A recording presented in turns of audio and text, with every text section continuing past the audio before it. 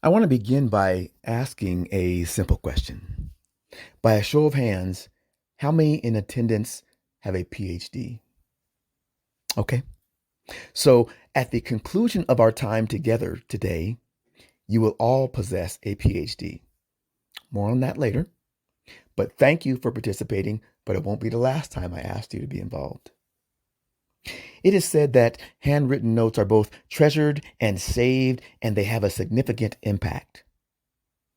4.5 years ago today, my family received a handwritten note that greatly impacted our lives. This handwritten note, only 4 sentences in length, still has impact and sends chills 4.5 years later. With its brightly colored words and ending with a hand-drawn heart and lovingly expressive XOXO, this handwritten note breaks my heart to read.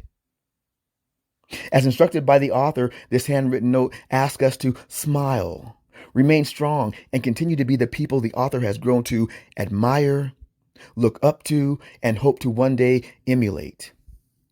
I sometimes feel survivor's guilt that I have it to reread at my leisure when many others I've come to know don't. But it's often hard to manage a smile, and I'm often tired of being strong. I realize now I need to be weak. More on that later. I don't want to be admired or emulated by the author. I just want to be able to heal and get through this grief. The author of this handwritten note was my 22-year-old son, Devin. And as you may have surmised, this handwritten note was the suicide note from Devin. Devin wrote it 4.5 years ago. And he was right. I would ultimately forgive him. I prayed and realized his suicide was, as he wrote, his choice. I lost Devin that day, but I still have his words, his handwritten note.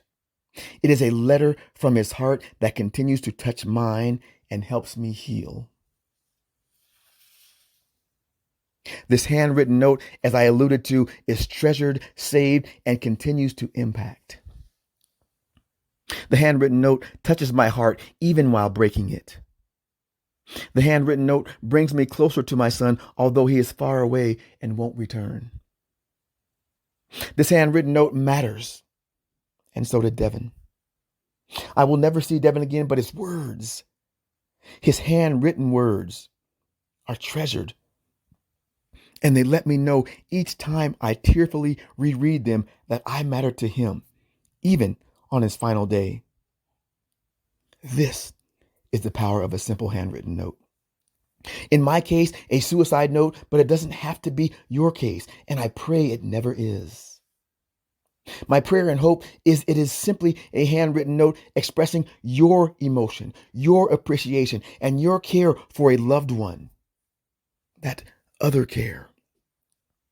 I share my story hoping that you may write a handwritten note to a loved one and let them know you care about them and that they matter. And let your handwritten note touch someone's heart, not break it. Let your handwritten note bring you closer to the recipient. Let your handwritten note be received now. Express your love and concern early and often.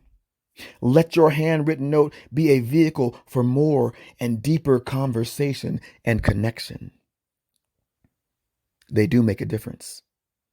You make a difference. You matter. And the recipient or recipients of your note matter. I encourage you to show that other care, your appreciation to the ones you love. When I spoke of other care, I meant that putting the needs, concerns, cares of others before you or first. And this can be a healing process. You see, when we, through words and actions, help others deal with stress, we ironically help reduce our own stress. This is a biological reaction and has to do with the release of oxytocin and its social bonding effect. But I'm not here to discuss biology. That's my wife's major. I'm here to discuss comfort. And providing comfort is comforting. I know this because I've experienced it through the comforting note, the comforting actions of others for my loss, and the comfort I have provided to the many families I have spoken to after their loss. You see, I was helping them heal through their hurt, even as I was hurting, and it helped to heal me. Too often, as loss survivors, we think that our story could not possibly be of value to anyone else. We think the sharing of our loss serves no legitimate purpose but to cause sympathy and vicarious pain. We say to ourselves, how could a hurting person like me be of any assistance to another hurting person? Well, let me share with you today just one of the many stories I've heard since sharing my own and practicing that other care. A friend of mine who I had known for about 6 years recently shared a cup of coffee with me and opened up about her bouts of suicidal ideation, culminating in one night standing on a bridge and contemplating her own demise. She told me the reason she paused and did not follow through was the sharing of my story of loss and my comforting of others who have lost. She told me my willingness to comfort others inspired her to stay and do the same. And she's still here today. And she is now speaking at suicide prevention events about her experience as a professional working mother who hid the stigma until she was confronted and comforted by the kindness of others. And as I wiped the tears from my eyes in that crowded coffee shop, I realized that caring for others was helping them heal. And hearing this story was both healing and therapeutic for me. You see, when we focus outward on others, we come out of that loneliness we create by only thinking of ourselves. When I sat in that coffee shop listening to the story of survival from my dear friend, I cried. This grown man, this former service member, this former member of a county sheriff's department cried. Look, I'm 54 years old. I can bench over 300 pounds, squat over 450 pounds, and deadlift over 500 pounds, but I wasn't strong enough to save my son. And you want to know why? Because physical strength has nothing to do with being strong. True strength, my friends, is also being mentally strong and emotionally strong. For years, I falsely equated being weak with a lack of strength, but no more. And for my English majors in the crowd and in attendance and listening, I viewed it as an adjective when as a parent, a father, a partner, an adult, a friend, I should have viewed it as an acronym. WEAK. WEAK. Willing to express adult kindness. It's okay to be kind. It's okay to show emotion. It's okay to cry. It's okay to ask for help. It's okay to give comfort to others. It's okay to be weak. And if I get emotional today, it's because I am weak, willing to express adult kindness. And I am willing to be vulnerable enough to show you and others that I have emotion. And it's comforting to know that you know this. This is a sign of true strength, and it is liberating and empowering. You see, for survivors like myself, comfort is not about being comfortable. It is about doing something. It is about actions. Being willing to express adult kindness is about emotions in action. It is showing up, being present, writing a note, sending a text, taking a walk, making a meal, helping with errands. Whatever the action is, it can provide comfort.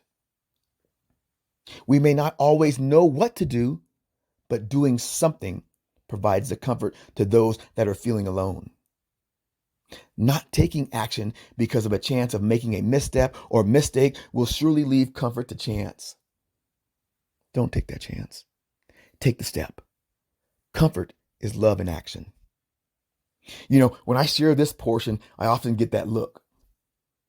And I get questions. I'm often asked, well, won't it be hard, Phil? Yes. Will I, on occasion, say the wrong thing, Phil? Yes. Will I feel some discomfort, Phil? Yes. Isn't it better then to play it safe and don't say anything, Phil? No. You see, you will make a difference in others' lives if you try, if you do something, if you take action. See, you don't need any special skills to comfort. You don't need any special training to comfort. You don't need any special education to comfort, with the exception of this. Remember, I talked about in the beginning about a PhD. No, not the kind given out in academia. This PhD, or a passion to have dialogue, yes, we must talk with one another and be willing to listen to one another, have a dialogue, if we want to comfort. We must be willing to reach out to one another if we want to comfort.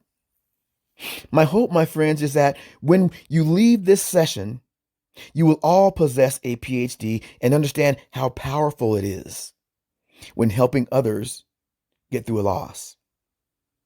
Those that were willing to do it for me have been invaluable.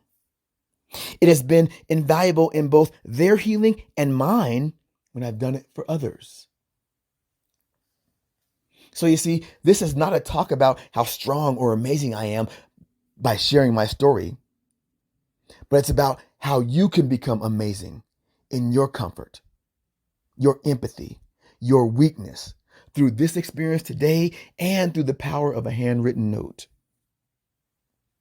And if you want to help others through their grief, if you want to be of comfort to others in their grief journey, I want you to raise your hand above your head. Any hand, raise them up. Now extend that hand out in front of you, palms facing up. You see how easy it is to reach out, my friends? And look around you. See how many other caring people are willing to reach out. Now keep that hand extended. Now, when you leave this talk with your PhD, I want you to reach out to someone, because we all know someone who's going through something or is hurting and needs comforting. Reach out to someone. Now, with your other hand, bring that hand forward too, palm facing up, and then give yourselves a hand because you've graduated. Thank you.